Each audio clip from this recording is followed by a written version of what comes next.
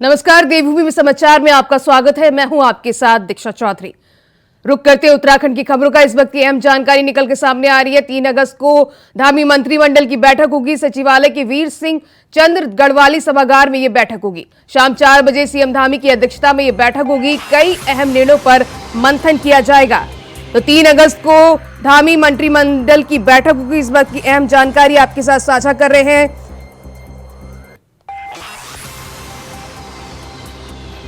तो प्रदेश मंत्रिमंडल की बैठक 3 अगस्त को राज्य सचिवालय में शाम 4 बजे होगी। पहले यह बैठक 24 जुलाई को प्रस्तावित थी, लेकिन मुख्यमंत्री के नए दिल्ली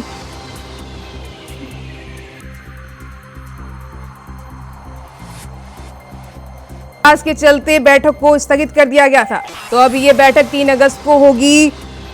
धामी मंत्रिमंडल की बैठक होगी। सचिवालय के वीर चंद्र सिंह गढ़वाली सभागार में यह बैठक होगी। इस वक्त की अहम जानकारी आपके साथ साझा कर रहे हैं।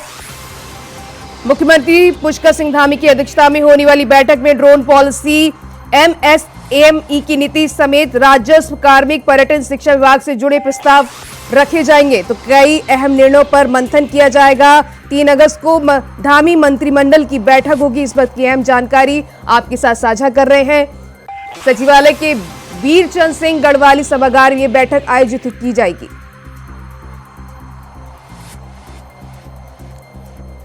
तो वहीं इस खबर पर ज्यादा जानकारी के लिए हमारे संवाददाता अभय कैंतुरा जुड़ गए हैं। अभय कैंतुरा, कई अहम निर्णयों पर ये बैठक पर मंथन किया जाएगा। 3 अगस्त को ये बैठक की जाएगी मंत्रिमंडल की।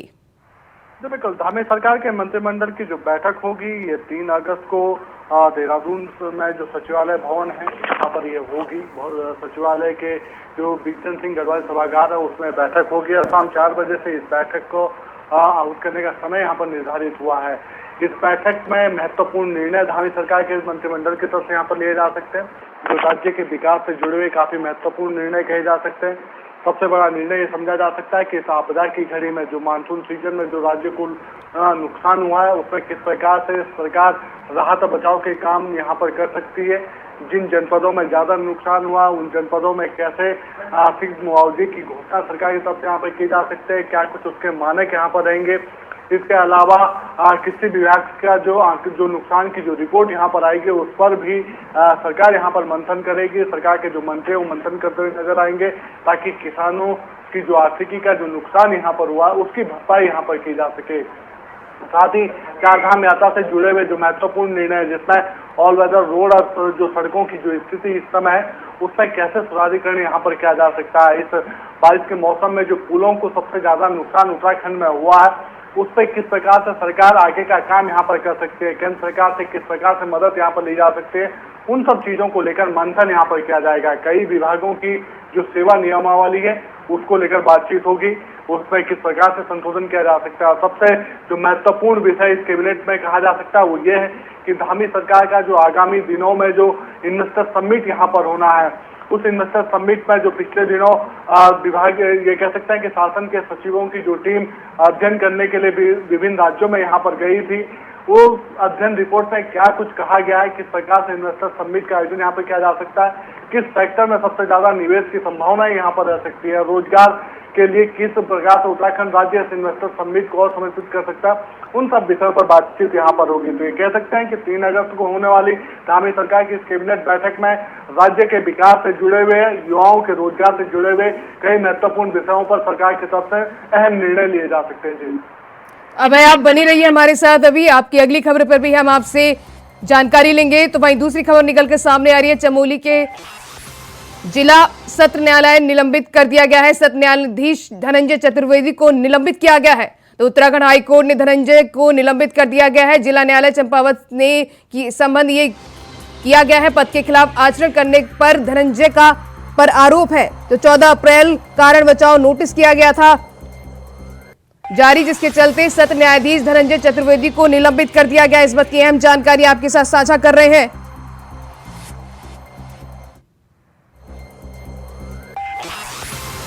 तो उत्तराखंड हाईकोर्ट ने धनंजय को निलंबित कर दिया गया है। जिला न्यायालय चंपावत से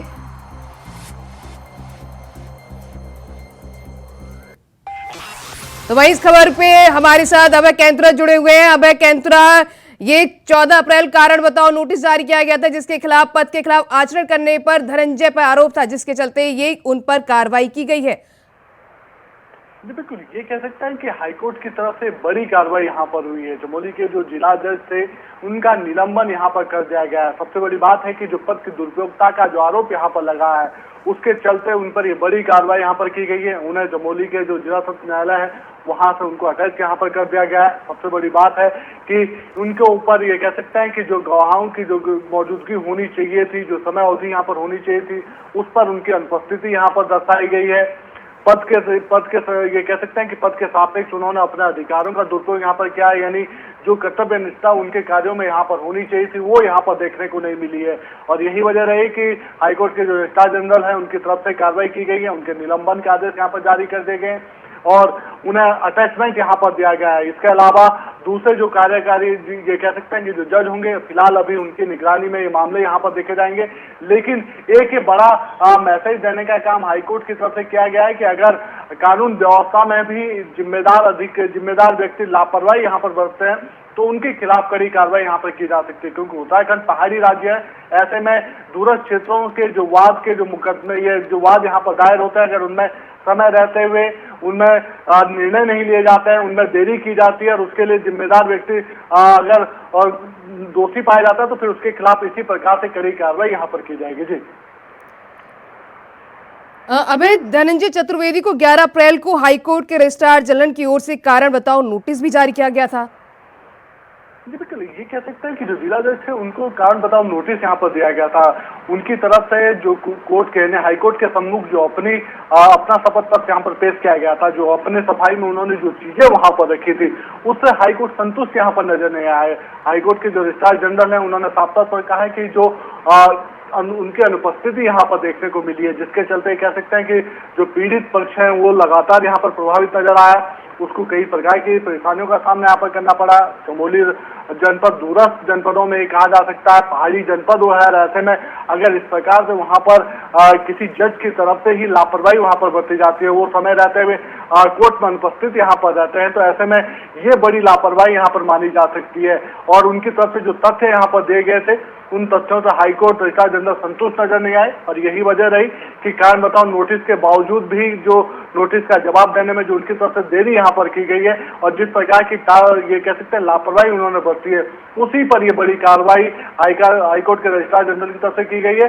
अब अभी ये समझा जा सकता है कि फिलहाल उनका अटैचमेंट यहाँ पर किया गया है। अगले जज यहाँ पर जिला जज कौन होंगे इसकी नियुक्ति नहीं हो पाई, लेकिन फिलहाल तब तक के लिए समझा जा सकता है कि एक बड़ा मैसेज राज्य के दूसरे जनपदों के जो जिला जज हैं उनको देने की कोशिश यहाँ पर की गई है कि अगर वो भी इसी प्रकार की लापरवाही यहाँ पर बरते, क्योंकि न्याय व्यवस्था पर सभी का भरोसा यहाँ पर रहता है और ऐसे में अगर न्याय करने वाला व्यक्ति लापरवाही बरतता है तो फिर सीधे तौर पर ये बड़ी अवमानना समझी जा सकती है, बड़ी लापरवाही समझी जा सकती है। इसलिए इस तरह की कार्रवाई यहाँ पर जरूरी है ताकि एक सख्त मैसेज सभी दौर पर फैल सके। जी, तमाम जानकारी साझा करने के लिए आपका बहुत बहुत शुक्रिया। तो आपको बता दें जिला न्यायालय चंपावत से किया गया है संबंध, जिसके चलते ये कार्रवाई की गई है। वही अहम जानकारी निकल के देहरादून से आ रही है, जहां अतिक्रमण पर कोर्ट ने सख्त रुख अपनाते हुए हाईकोर्ट ने अतिक्रमण हटाने के आदेश दिया है। राजमार्गों और सड़कों पर अतिक्रमण हटाने के लिए आदेश दिया गया है। वन विभाग और सरकारी भूमि पर अतिक्रमण हटाने का आदेश जारी किया गया है। नैनीताल के पदमपुरी और कुटानी में अतिक्रमण को लेकर कोर्ट ने यह आदेश दिया है। तो इस वक्त अहम जानकारी आपके साथ साझा कर रहे हैं। हाई कोर्ट ने अतिक्रमण हटाने को लेकर जरूरी आदेश दिया है। राजमार्गों और सड़कों पर अतिक्रमण हटाने के आदेश दिए गए हैं। हाईकोर्ट ने पूरे प्रदेश में राजमार्गों और सड़कों के किनारों से सरकारी और वन भूमि से अतिक्रमण हटाने के आदेश दिए हैं। अदालत ने सभी जिलाधिकारियों और प्रभागीय वन अधिकारियों को रिपोर्ट 4 सप्ताह के भीतर कोर्ट में पेश करने के लिए भी कहा है। तो इस बात की अहम जानकारी आपके साथ साझा कर रहे हैं। अतिक्रमण पर कोर्ट का सख्त रुख अपनाते हुए कोर्ट ने सड़क किनारे, राजमार्गों पर किनारे से सरकारी और वन भूमि से अतिक्रमण हटाने के आदेश दिए हैं। हाईकोर्ट ने अतिक्रमण हटाने का ये आदेश जारी किया है।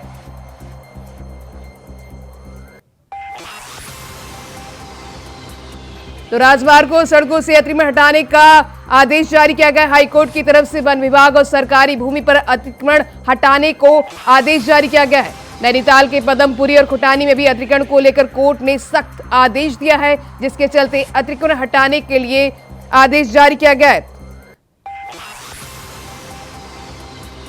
तो पदमपुरी और खुटानी में राजमार्ग के किनारे सरकारी और वन भूमि पर अतिक्रमण कर दुकानें और व्यावसायिक प्रतिष्ठान बनाए गए हैं। यहां तक कि व्यावसायिक प्रतिष्ठानों को हटाने का निर्देश जारी किया गया है। तो आपको बता दें, कोर्ट ने अनुपालन रिपोर्ट 4 सप्ताह में देने के लिए कहा है। कोर्ट में मामले की अगली सुनवाई 5 सितंबर को होगी। इस वक्त अहम जानकारी आपके साथ साझा कर रहे हैं। वन विभाग और सरकारी भूमि पर अतिक्रमण हटाने का आदेश जारी किया गया है।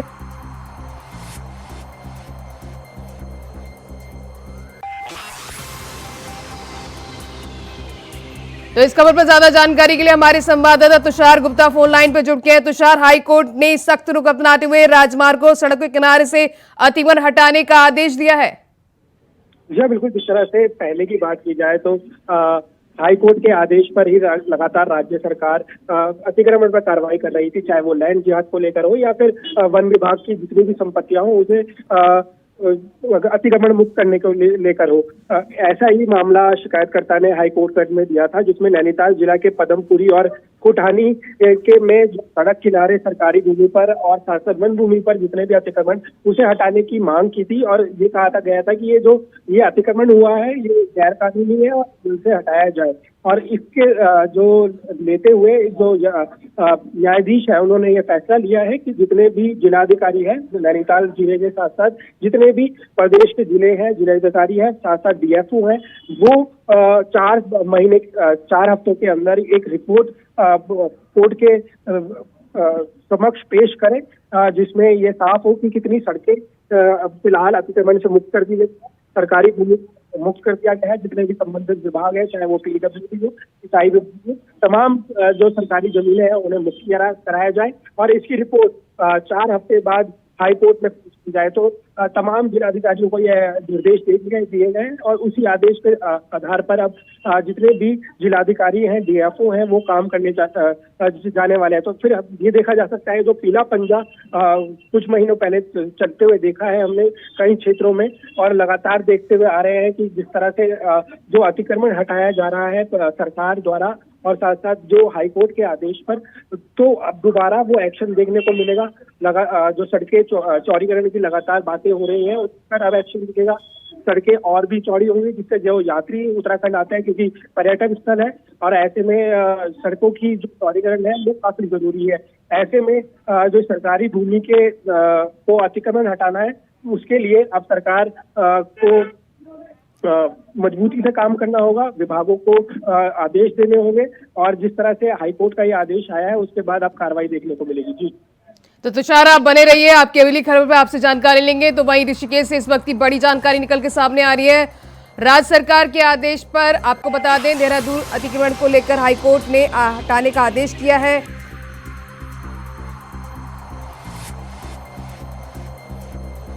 राजमार्गों और सड़कों पर अतिक्रमण हटाने के आदेश जारी किए गए हैं। तो वहीं बड़ी खबर है ऋषिकेश से सामने निकल के सामने आ रही है, जहां राज्य सरकार के आदेश पर हाई कोर्ट ने स्टे लगाया है। आईडीबीपीएल ऋषिकेश के पूर्व कर्मचारियों के पक्ष में यह फैसला आया है। मकानों को ध्वस्त करने के आदेश को हाई कोर्ट ने रोक दिया है। कोर्ट ने सरकार से जवाब मांगा है, 4 हफ्तों के भीतर जवाब दाखिल करने के भी निर्देश दिए हैं। तो आईडीबीपीएल ऋषिकेश ने ये मकानों को ध्वस्त करने के आदेश को हाईकोर्ट ने रोका है। इस बात की अहम जानकारी आपके साथ साझा कर रहे हैं, जिसको लेकर 4 हफ्तों के भीतर जवाब दाखिल करने के भी निर्देश दिए गए। तो कोर्ट ने सरकार से 4 हफ्तों में जवाब मांगा है। कोर्ट ने सरकार से जवाब मांगा है, इसके चलते मकानों को ध्वस्त करने के आदेश को हाई कोर्ट ने रोक लगा दी है।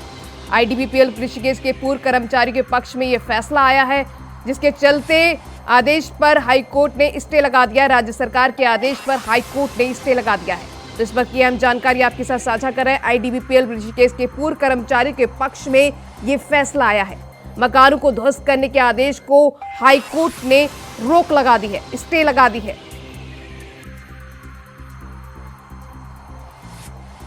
तो वहीं इस खबर पर हमारे साथ बने हुए तुषार गुप्ता। तुषार, कोर्ट ने सरकार से 4 हफ्तों के भीतर जवाब मांगा है और राज्य सरकार के आदेश पर हाई कोर्ट ने स्टे लगा दी है।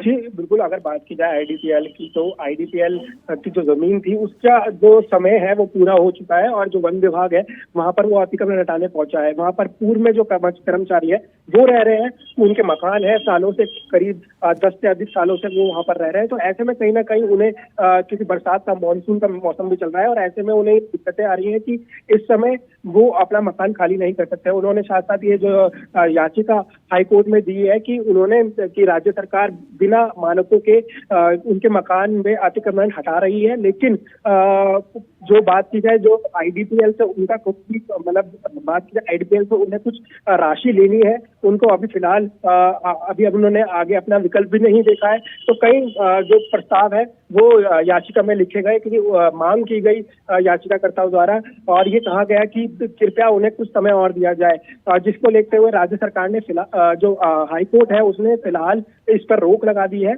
और ये राज्य सरकार से जवाब मांगा है कि किस आधारों पर जो आईडीपीएल के कर्मचारियों के मकान है उन्हें हटाया जा रहा है। इसको लेकर तमाम चर्चाएं भी चल रही थी। फिलहाल जो ये बात की जा रही थी कि जो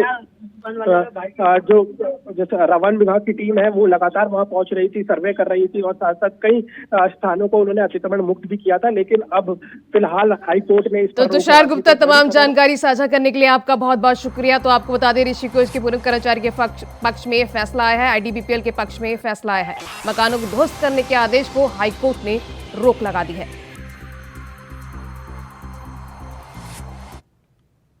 बढ़ते खबरों में आगे, यूनिफॉर्म सिविल कोड पर मुख्यमंत्री पुष्कर सिंह धामी ने कमेटी का काम अंतिम चरण में पहुंचने की पुष्टि की है।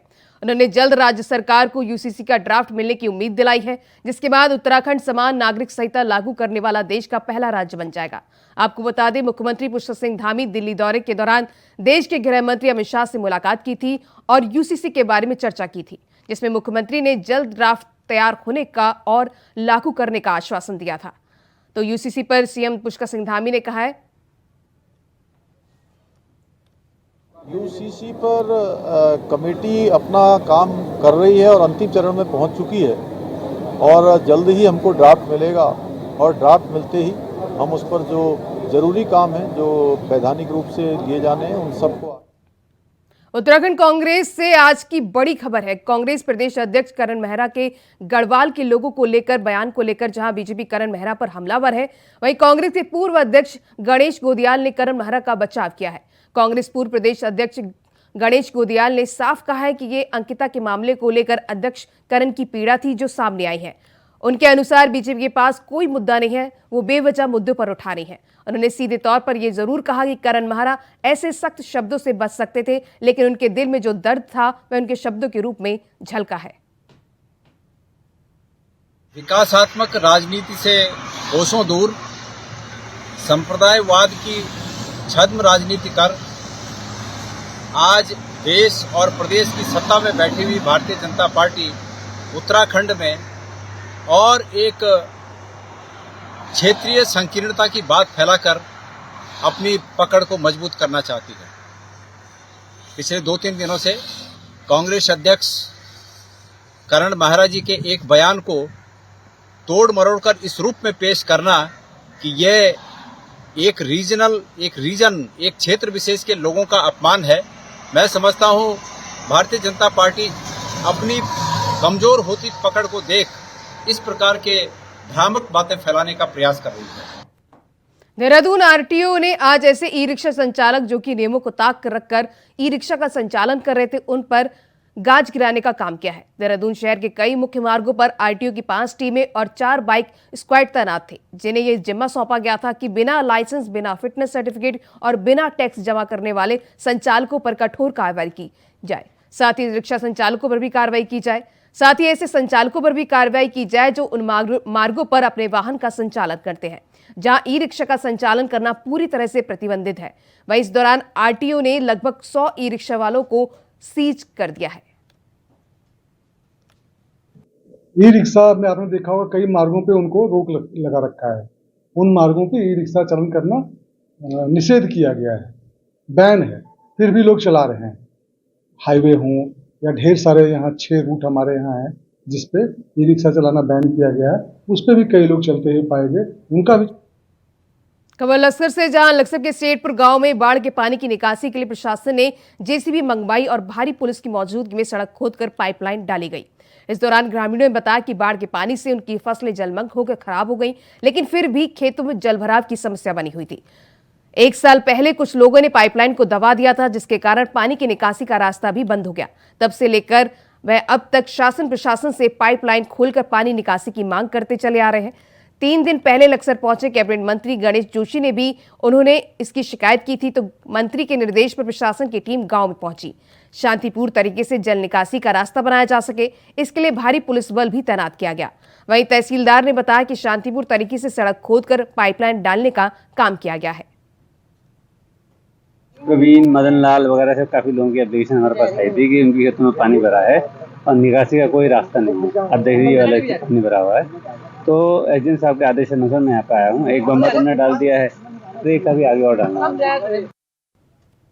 तो इस बात की अहम जानकारी निकल के सामने आ रही है। उत्तरकाशी से चार धाम यात्रा के पहले पड़ाव की यात्रा जोखिम भरा देखने को मिली है। पैदल मार्ग में आया भारी भरकम बोल्डर, जिसके चलते यमुनोत्री धाम को जाने वाले पैदल मार्ग जोखिम भरा देखने को मिला है। बंडेली गाड़ के पास पहाड़ी से गिरा है बड़ा बोल्डर। पैदल मार्ग के किनारे लंगी रेलिंग और रास्ता, जिसके चलते क्षतिग्रस्त हो गया है। जान जोखिम में डालकर श्रद्धालु फिर भी आवाजाही कर रहे हैं। तो इस वक्त अहम जानकारी आपके साथ साझा कर रहे हैं।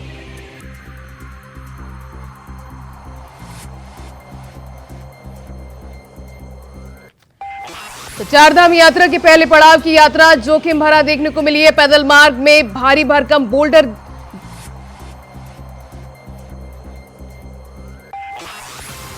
यमुनोत्री धाम की जाने वाली पैदल मार्ग जोखिम भरा देखने को मिला है। भंडेली गाड़ के पास पहाड़ी से बड़ा बोल्डर गिरा है। पैदल मार्ग के किनारे लगी रेलिंग और रास्ता, जिसके चलते क्षतिग्रस्त हो गया है। फिर इसके चलते जान जोखिम में डालकर श्रद्धालु आवाजाही कर रहे हैं। तो आपको बता दें इस वक्त की अहम जानकारी, पैदल मार्ग में भारी भरकम बोल्डर आ गया है, जिसके चलते जान जोखिम में डालकर श्रद्धालु आवाजाही कर रहे हैं। यमुनोत्री धाम को जाने वाला पैदल मार्ग जोखिम भरा देखने को मिला है। इस दौरान बंडेली गाड़ के पास पहाड़ी से एक बड़ा बोल्डर गिरा है। रेलिंग और रास्ता, जिसके चलते क्षतिग्रस्त हो गया है, जिसके चलते जान जोखिम में डालकर वहां पर आवाजाही कर रहे श्रद्धालु जान जोखिम में डालकर यात्रा कर रहे हैं। तो इस वक्त की अहम जानकारी आपके साथ साझा कर रहे हैं। पैदल मार्ग के किनारे रेलिंग और रास्ता क्षतिग्रस्त हो गया है। उत्तरकाशी चारधाम यात्रा के पहले पड़ाव की यात्रा जोखिम भरी देखने को मिल रही है। पैदल मार्ग में भारी भरकम बोल्डर गिरने से आने से रेलिंग का रास्ता क्षतिग्रस्त हो गया है। लोग श्रद्धालु जान जोखिम में डालकर आवाजाही कर रहे, रास्ता पूरी तरह से क्षतिग्रस्त हो गया है।